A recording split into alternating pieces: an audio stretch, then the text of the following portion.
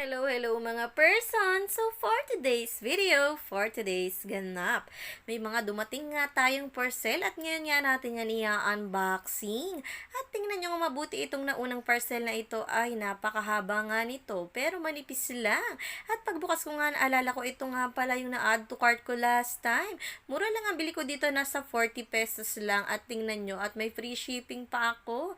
Ayan, kulambo ay hindi to kulambo. Mukha lang siyang kulambo ng baby pero hindi yan kulambo. Kulambo ba talaga? Hindi nga. Pantakip yan ang pagkain sa mga natirang pagkain dito sa mesa para hindi langawin. Ayan, tingnan yung mabuti. Dahil wala nga natirang ulam ngayon, ayan, may mangga naman. Tinakpan ko nga para hindi langawin.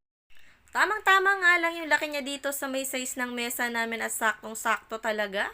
Naghahanap nga kasi ako talaga ng pantaklob ng mga tira-tirang pagkain para naman hindi langawin at gusto ko nga yung mabilis ko lang maitabi. Katulad nito, ang bilis lang matupi para ka lang nagtutupi ng kulambo ng baby at talaga namang cover na cover ang iyong food. At heto na nga mga person, meron pa tayong pangalawang person na dumating maya-maya lang. Tingnan yung mabuti, pabox siya. Ano kaya ite? Minsan nga hindi ko na maalala kung ano nga ba in-order ko, kaya naman iniisip ko talaga mabuti at suspense talaga pagkabukas ko kung ano bang laman nito. Sa dami-dami na nga nang na-order ko ay hindi ko na talaga maalala ano nga ba iyon. Maya-maya lang ay oo nga pala, umorder nga rin pala ako nito. Ayan.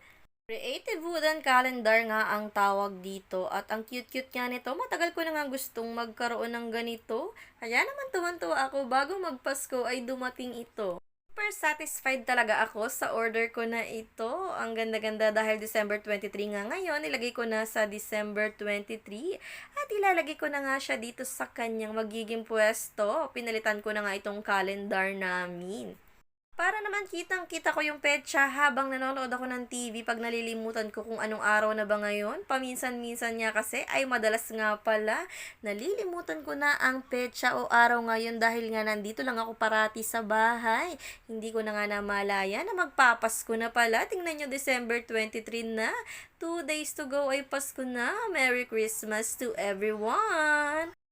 Ang cute nga naman talaga ng wooden calendar na ito. Maya-maya lang meron pa nga pala akong isang parcel dito at hindi ko pa nga rin na-unbox.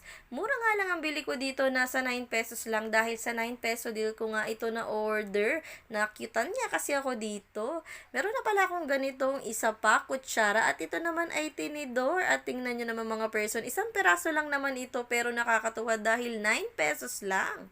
Sa mga gusto nga mag-order ng in-unboxing ko ngayon, ilalagay ko na lamang ang mga links sa comment section. Thank you for watching, babu!